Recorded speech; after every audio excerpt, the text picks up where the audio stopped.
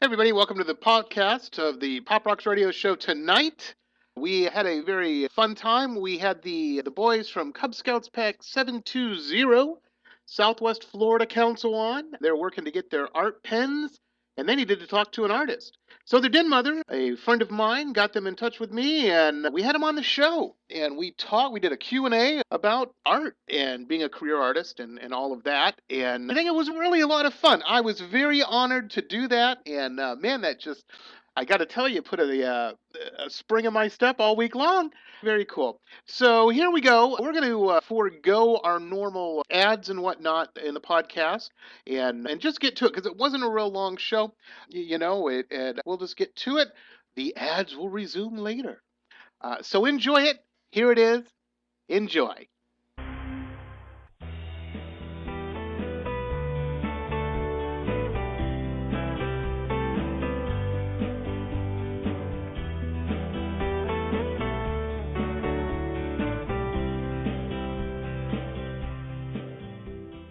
Hello, everybody. This is the Pop Rocks Radio Show. I'm your host, pop art painter Jamie Roxx, and this is the show.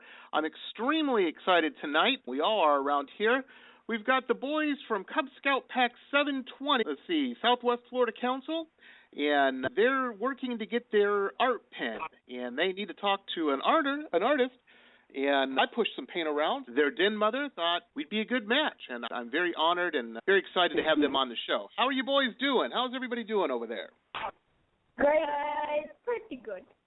Great. All right. Now, you guys are in the fourth, fifth grade, something like that? Yeah. One is in the fifth. Say again? Most of us are in the fourth grade. I am the only one in the fifth. Awesome. He's the one that's going to get blamed if anybody gets in trouble, right? No, I'm kidding. Blame the adults. There you go. Now, I've been telling people about this show for a couple days, and I want to apologize if I had this wrong. It's been a long time since I wore the blue and gold a long time ago. And do they refer to you as a den mother still, or is that a antiquated term? Does that not work? They're still den mothers. I'm actually the assistant Weeblo leader, and there's also Mr. Rick here with us, who is our Weeblo leader.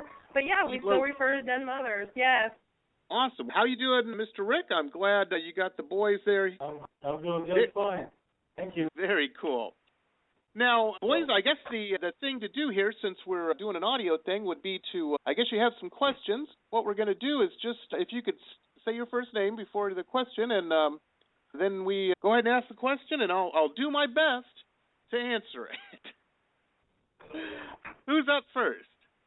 Hi, this is Joseph. Hi, Joseph. So my question is, do you have any good tips to help me become a better artist? I do, Joseph. That's a very good question. And the best thing you can do to be a better artist, or better at anything, really, not just art, but is you have to practice every day.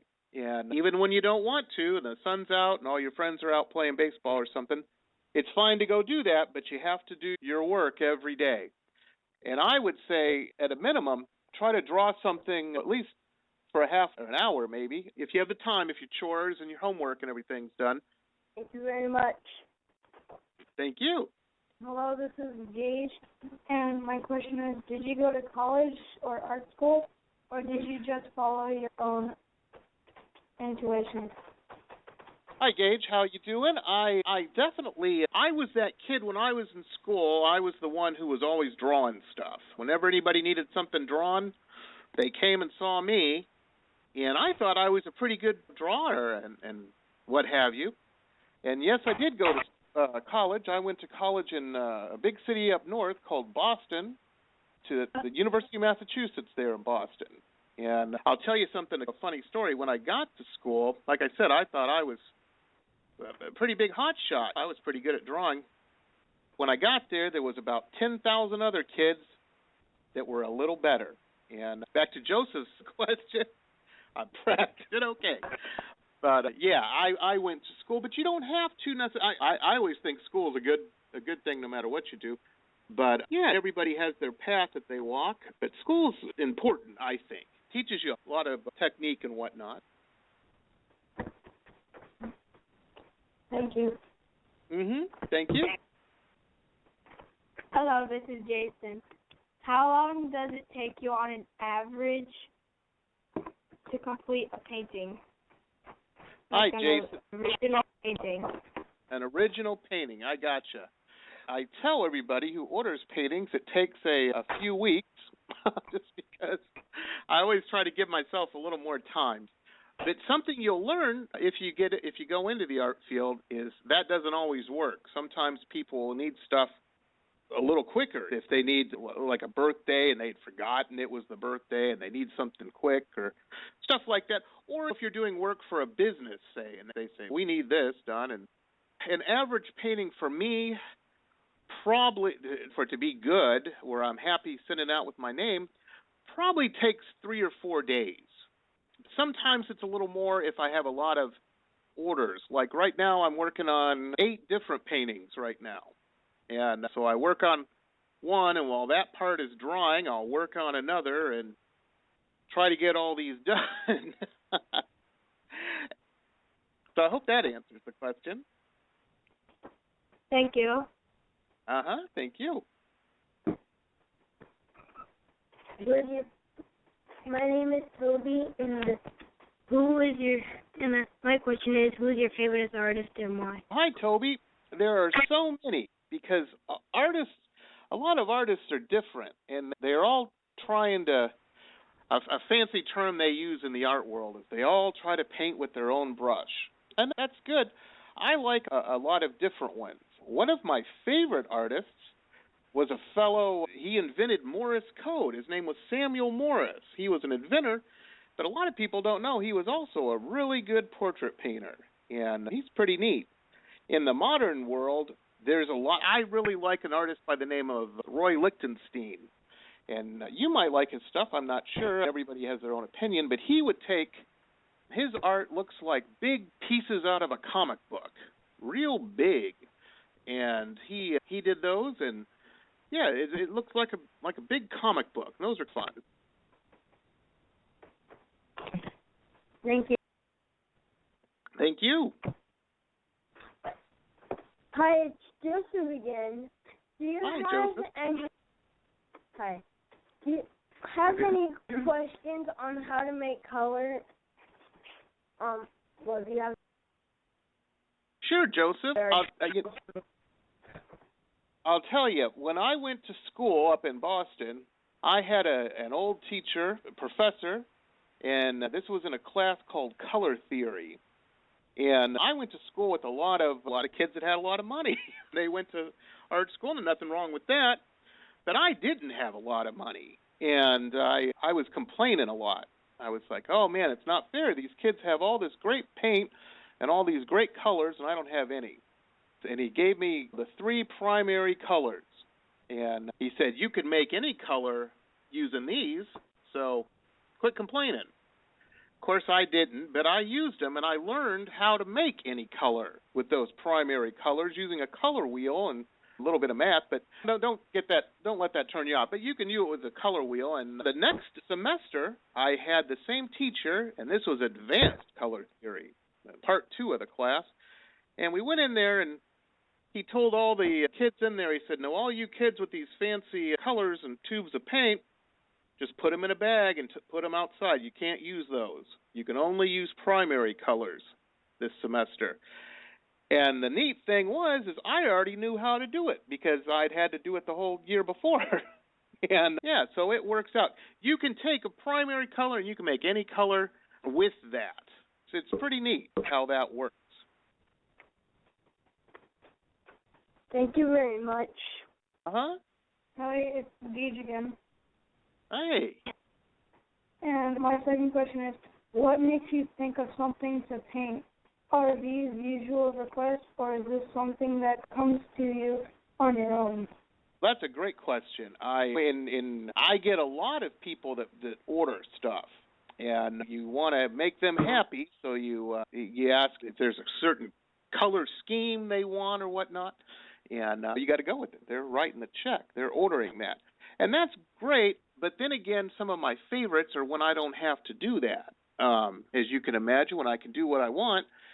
And I don't know if you do, but I watch a lot of TV. I love television and movies and stuff like that. And I'll see something and say, man, that'll be a neat painting. Let's paint that. And I get a lot of my ideas from that way. I like to paint a lot of stuff like that. But you don't have to do that. You can paint whatever you want, really. You look at the world and you see it and give your viewpoint on that. Thank you. Hello, this is Jason again. Hey, Jason. How much does an average painting sell for? That's a great question, Jason. We all want our paintings to sell for as much as they can. No, we can get money and do the things we want to do. In starting out, a lot of artists have this problem.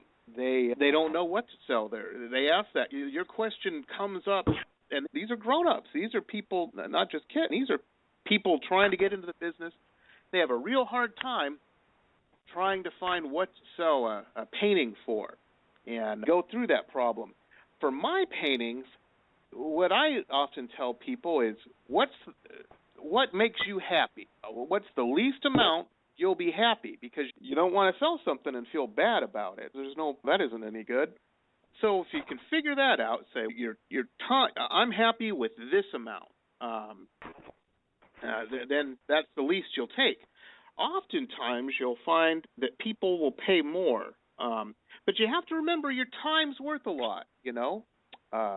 My paintings, on average, I've sold paintings anywhere from $50 to $3,000. So it really depends. And there's a lot of stuff.